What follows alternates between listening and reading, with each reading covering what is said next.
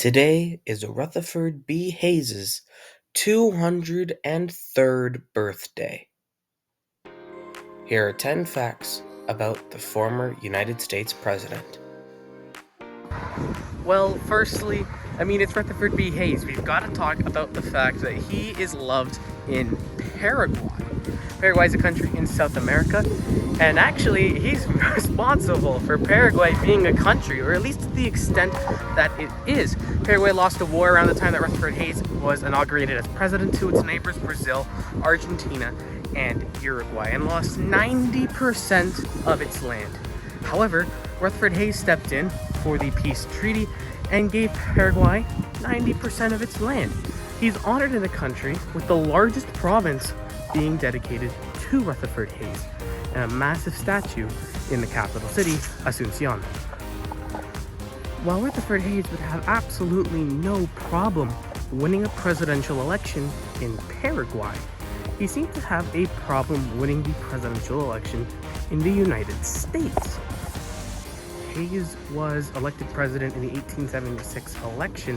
However, there's a lot of controversy around this election because the votes were very, very close. In fact, Samuel Tilden had won the popular vote, Samuel Tilden being the Democratic nominee in that election. However, Rutherford Hayes did get the victory after a very weird Supreme Court ruling that allowed the electoral states of Oregon, South Carolina, Florida, and Louisiana to vote Republican, even though 101% of eligible voters voted in the state of South Carolina.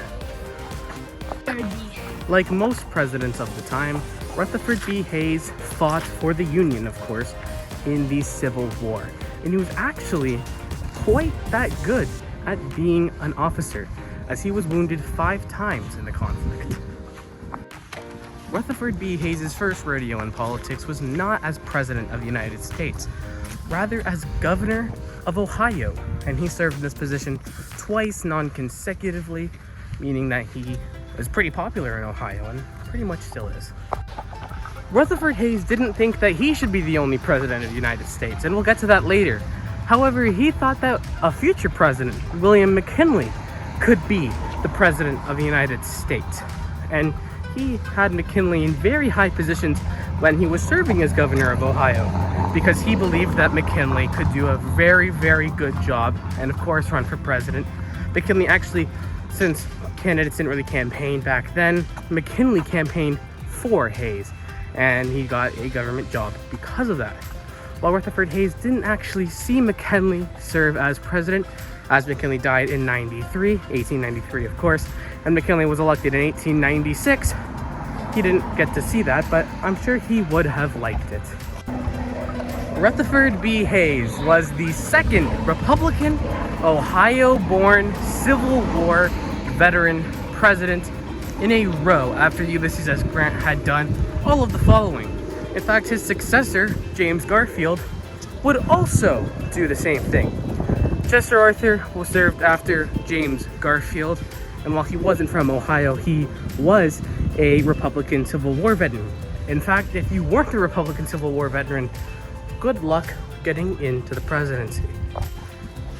Rutherford B. Hayes believed in a weaker government, I guess you can say, a weaker government. Rutherford B. Hayes did not think that presidents should serve a second term, and he actually pledged to only serve one term when he was elected and not run for re-election.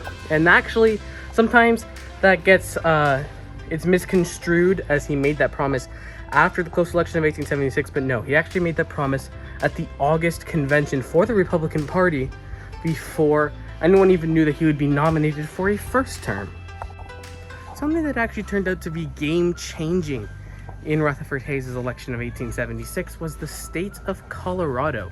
Colorado had literally just been admitted into the Union in 1876 and gave its 3 votes to Rutherford Hayes. Colorado gave its votes to Rutherford Hayes.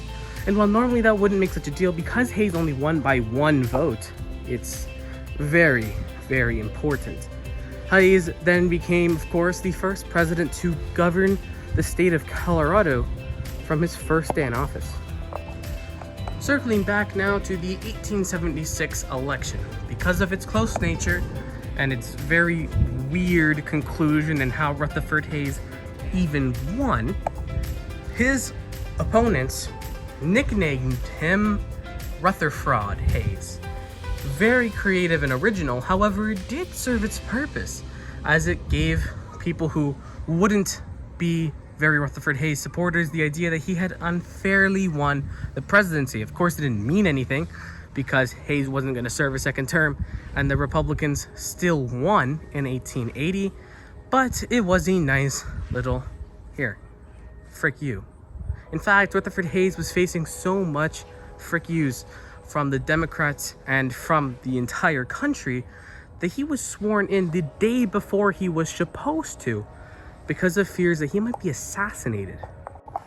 And finally, for our final fact, Rutherford Hayes had a wife, of course, because most presidents do. In fact, only one didn't. But anyways, Rutherford Hayes had a wife named Lucy Hayes.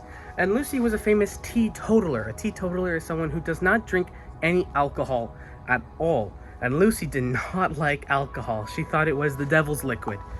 And she actually banned alcohol at the White House in a very controversial move, especially since water wasn't that safe in 1876. However, some people who liked her nicknamed her Lemonade Lucy because she would sell lemonade.